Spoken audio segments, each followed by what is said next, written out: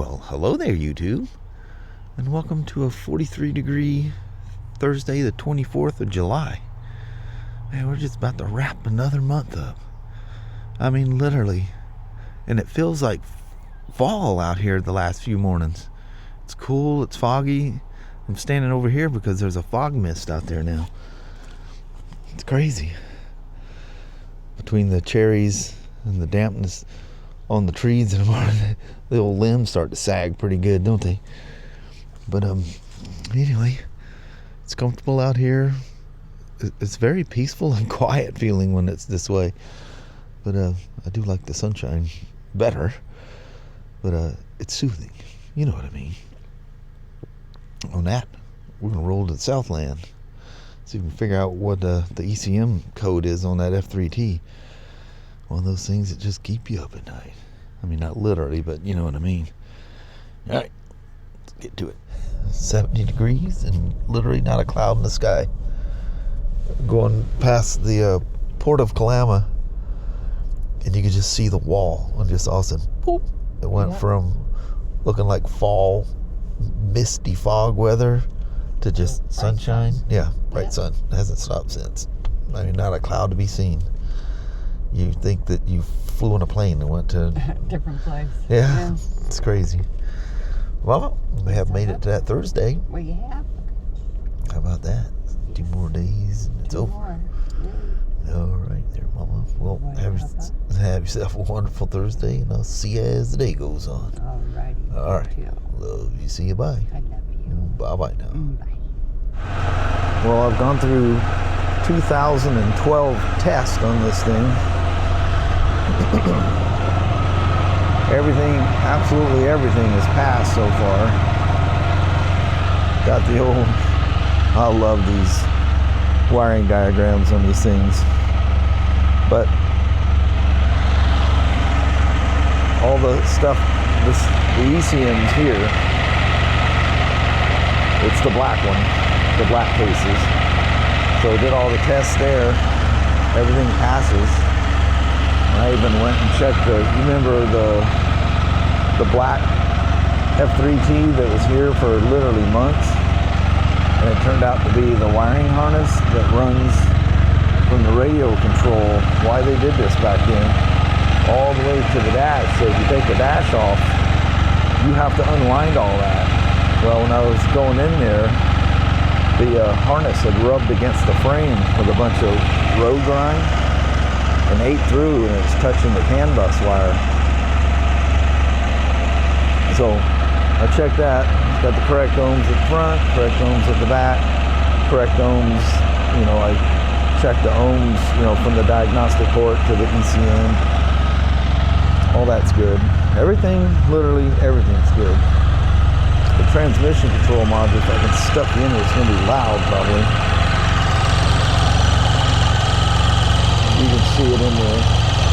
See the green in there? That's a transmission control module. Well, the transmission, or the TCM, ECM, and VCM speak a lot to each other. Sorry, this thing's loud. They have F3s that have no covers over the motor, so you hear all them punks. I showed you guys when I replaced the 3 main oil pumps on this side on an RT, I think it was. All the way the pumps are ranged inside there. So she's sitting here just rumbling away. I was going to go ahead and he said he had an issue shifting at one point. This thing needs to get to about, I think it's 180 degrees, something like that. Has to be between 60 and 90 degrees Celsius. I'll let them get hot. I'm gonna go ahead and do a tranny flush on it too. There was one note of a shifting issue. So I'll go ahead and do that. And yeah. Found nothing wrong anywhere. All the connectors, you know, it was saying the ECM, all the connectors, looked at them with a light and this is A and B connector. And you go through and you got all your CANbus stuff with those little lines going across here. That's where a CANbus is. This is the diagnostic port right there. And this that one little one that sits up there, that link connector, CCP, I don't know what all that means, but this is the one that you work with. That's that other one right there. Anyway, they wanted me to check, you know, power in and ground. Here's your grounds from the ECM. All this is ground.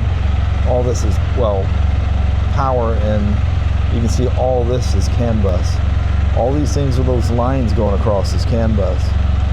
There's the two CANbus wires at the diagnostic port. And you see that line going across there. CANbus, CANbus, CANbus. But anyway, power's all at the top, ground is all at the bottom. And so the ECM has the correct power going to it. Everything's perfect. But them connectors were absolutely spotless. It's amazing, the simplest thing with a connection to mess them up. You know why F3s have a good bark? I've showed you all the tubes that go down. Well, the new RTs don't do it anymore, but the 14 through 19 did. Well, the F3s have that growling bark. Because there's the intake to your filter right there.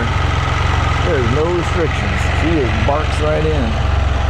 And it has a tube that goes around and directly into the air body, or into the throttle body.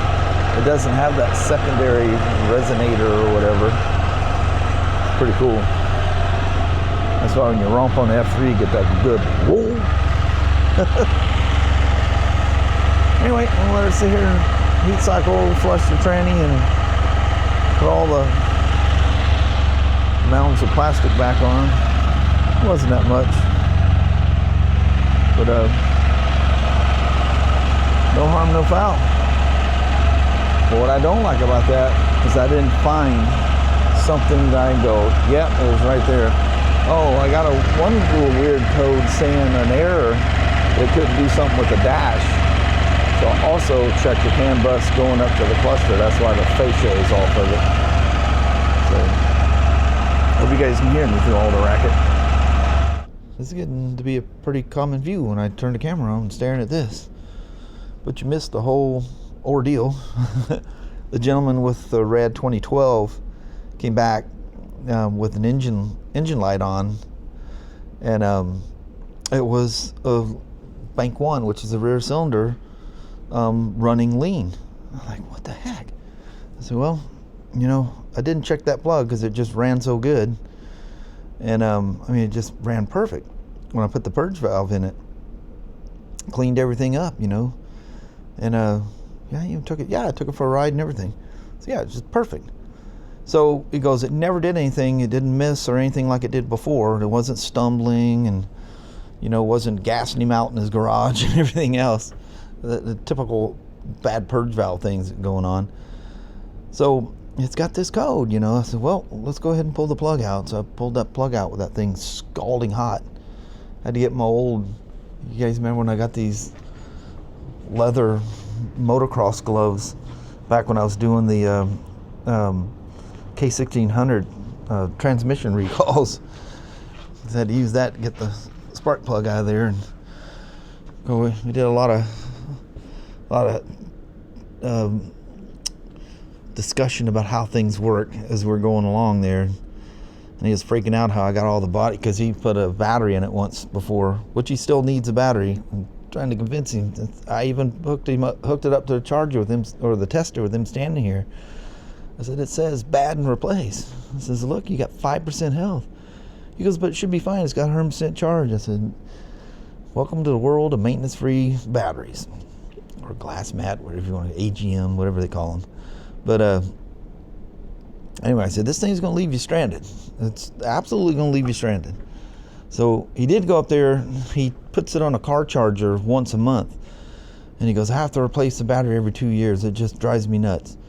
I said, well, you need to put a maintainer on there. So I I explained to him last time, but we went over it in detail this time. You know how a maintainer doesn't hold the voltage at a steady thing. I said a maintenance-free battery, they don't like steady anything. A steady discharge, or a constant discharge, or a state of discharge, or a constant state of being charged. It just doesn't like it.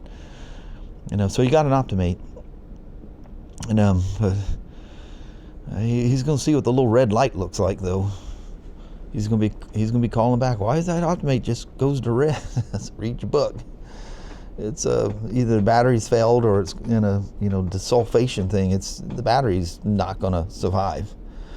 But he gets his own batteries. He's putting some kind of marine battery in there.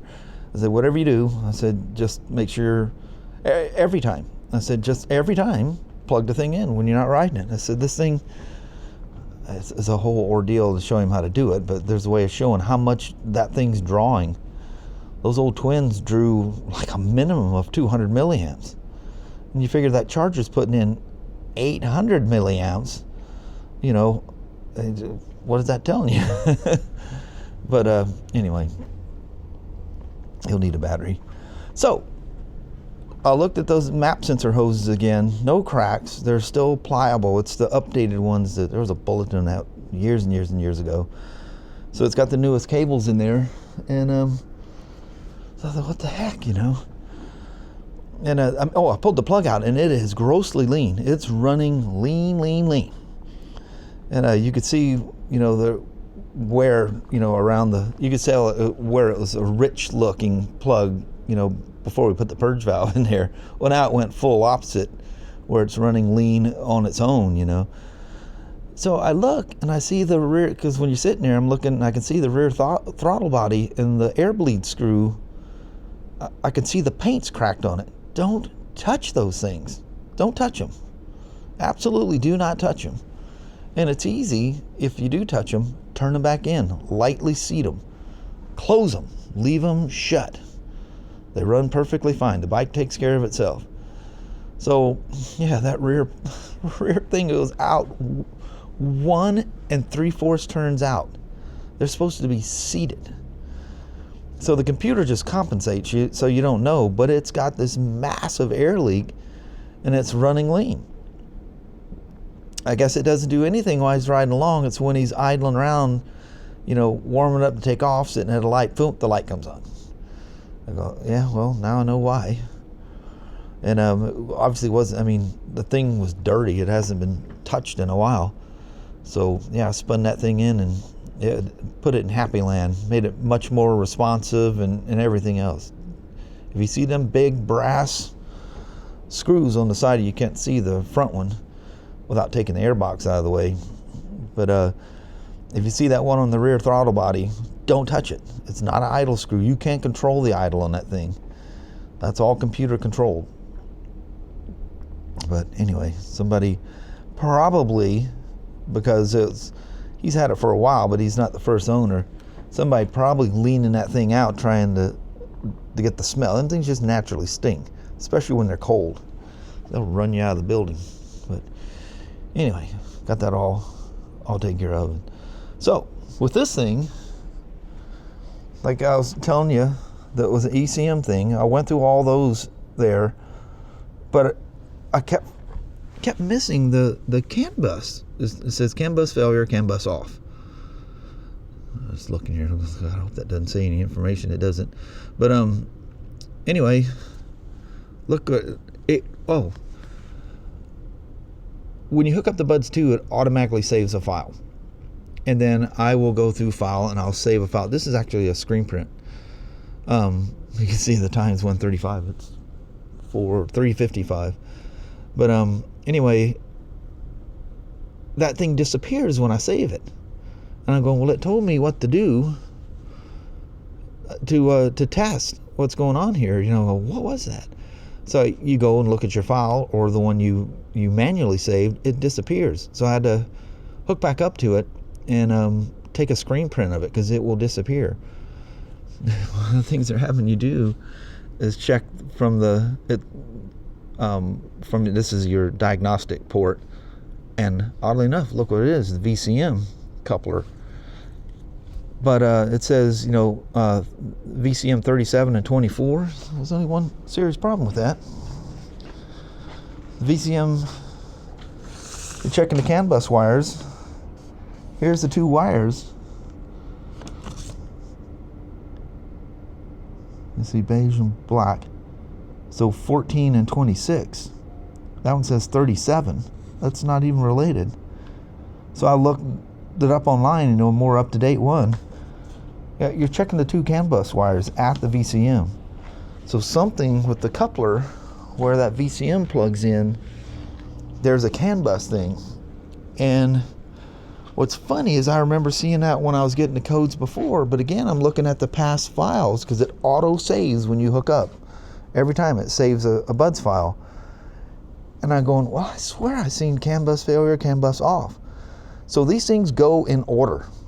So the first thing that goes off is the CANbus failure, and just the ECM was the next thing to pop up. You know, so there's no more VCM, none of that stuff. If you look at the old files, everything was VCM that, and whatever else. Well, all that went away with the new VCM. But the CANbus going into the VCM is causing a problem. And the first thing that it communicates with is the ECM. That's why all the tests of the ECM was fine. But like I said, that dadgum CANbus failure thing kept disappearing. Well, now got a screenshot. So I got to pull that coupler off and test between CANbus high and CANbus low from the diagnostic port to the coupler to the VCM. VCM's working perfectly fine. It's just when it sees that CANbus error, it just throws that light. And if I ignore it and just let the thing keep running, and it only does it when it gets up to full temperature, hot enough that the fan comes on. So it's a weak pin somewhere. So if I ignore it long enough, then it pops up a limp home mode. But before, it was getting limp home modes before too, but I mean, dude, it was like pages of codes, and 90% of them were related to the VCM. So I don't know, the CANbus shouldn't be under any stress or anything, but that pump, you know, I don't know if the pump could overheated something, trying to get the pump, the ABS pump to run. Maybe it's something related to it. It melted a wire. I just don't know what I'm going to find. So I have a feeling, because this all seemed to happen at once for this guy, I have a feeling that something related to the ABS pump probably created a lot of heat trying to run or something, and I don't know. We'll find it. That could be really fun. I hope it's at the coupler. But I got tied up with that other dude and didn't get any further than that. But anyway, I'm hot because I've been running up and down the stairs all day. So, all right, shutting her down. Something I haven't done in a while.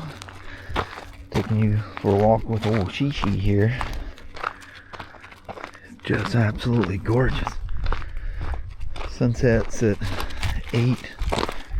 I think it's 8:52 or something like that. Man, we're losing daylight quick.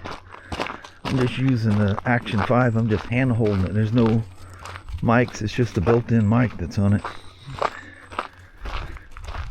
So I can just carry the thing in my pocket. When I was carrying it before, I was carrying it in the vest pocket, but it's way too hot for that. The other day, a deer come flying out of the bushes. Danny spoofed it. It comes flying out, and Sasha and I are walking along. Danny still won't come down here because he's afraid of gunfire and fireworks and whatever. Anyway, that thing's probably, 20 feet in front of me, and it's going boom, boom, boom, goes across the road from the left to the right. I could literally feel it in the ground. It was cool. And Sasha just stopped and just watched. She goes, I don't know, Dad, that was big. This is a sad thing I've noticed. Each night there's a little more leaves on the ground. It's old July. Look at all that. I mean, the leaves are just falling. Sometimes you'll see them in the breeze. They're just trickling down out here. Falling all over the place. Sasha and her walks. Boy, does she freak out when it's time. There's a rabbit on the right side of the road up there. Watch this when she sees that rabbit. Oh, she ain't gonna pay attention to it. She's just gonna walk through the bushes. I don't have a finger. No. Hoping I don't have a finger over a mic. I don't know where the mics are on this thing. Sorry. I thought it was a great big mosquito. It was a mosquito. Look, she sees it. She sees it. You're pretty brave. You're letting us get right on you. There it goes. Hold on. I'll let you sniff down. You're going down the wrong trail. You went right there. Sasha, here's the trail right there. She goes, I'm just seeing where it was. I know it's out here. It's out there somewhere. Yeah, that's where it went. I knew you'd figure it out. She doesn't have much interest in the rabbits. She's obsessed with cats now.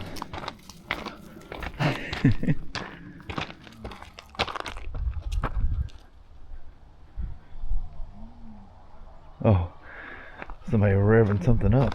Almost sounds like a growl. Look at all these leaves. Even Sasha's making sounds crunching the leaves. There'll be many more of that coming in the near future. She's got to stop at each one of those paths, the trailheads, whatever you want to call them. Sun up in trees, just beautiful. Absolutely beautiful. Look at that beautiful old tree just standing there, all nice and proud on this dark little road.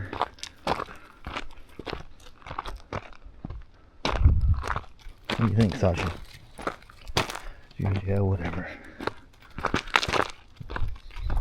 Look at that beautiful light shining up here on the mountain.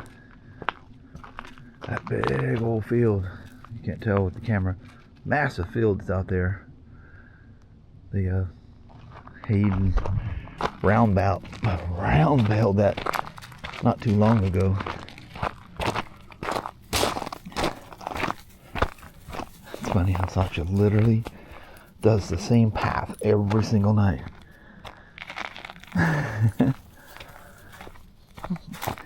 Who is that? Look. Look. Look. That's her little sign to... What do you hear out there? Look. Look. Come on, Sasha. Man, that's a wonderful breeze kicking up. That feels fantastic.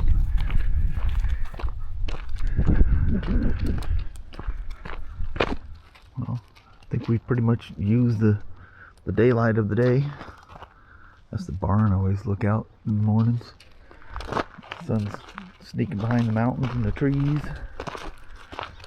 Look how big them pine trees are getting. Starting to pop pretty good here lately. So I'm gonna let you go with that. Me and old Shishi. And Kelly and I did a goodbye when we got home. So I'm gonna switch to that right quick. Appreciate you guys watching. Hope you enjoy the goofy little dog walks. Sometimes it's nice to just record something when I'm doing it. Alright. Appreciate you guys watching. Well, hello there, YouTube. It's about 74, 75, somewhere in there. Nice little breeze. It feels absolutely fantastic. It's nice. Not a cloud in the sky, which is a far cry from what it was this morning. Yeah. Man, it's weird. It's about the same thing. We get the cloud and all of a sudden just, you can see it coming. It's like just this barrier wall on the other side of sunshine. It's wild. It was foggy enough this morning. There was a mist in the air. Yeah, it was getting stuff wet. Yeah. But anyway, it was a fun day with the Spyders. really fun tackling that old 2012, that red one. You know, figuring that thing out and shooting the bull with that guy. He's a cool dude. But anyway, I reckon on that we're just gonna slip on out. Alrighty, well, thank you guys so much for watching. We really do appreciate it. We will talk to you tomorrow. Same smoke time, same smoke channel. Don't forget to give her a thumbs up. You guys have a wonderful Friday or Saturday. Heck yeah. All right. We'll see you in the morning. We'll see you then. Thanks for watching now. Bye-bye.